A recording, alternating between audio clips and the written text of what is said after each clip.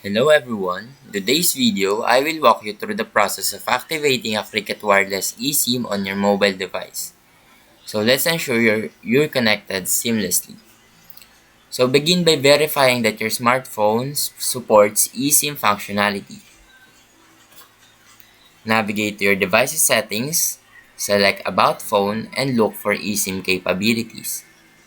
So once you have confirmed device compatibility, proceed to request eSIM activation from Cricket Wireless.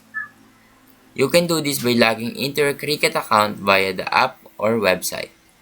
Navigate to the Activate Device section, choose eSIM activation, and follow the provided instructions. So be prepared to enter your device IMEI number, which can be found in the About Phone section of your settings.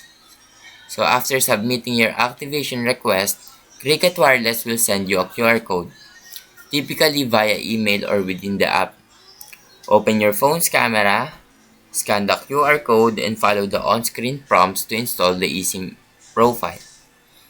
If the installation doesn't initiate automatically, you may need to go to manually add the eSIM by going to Settings, Mobile Data, and Add eSIM.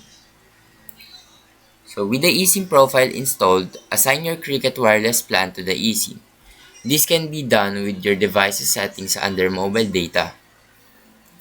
Once your device has restarted, test the eSIM connection by making a call, sending a text, or accessing mobile data.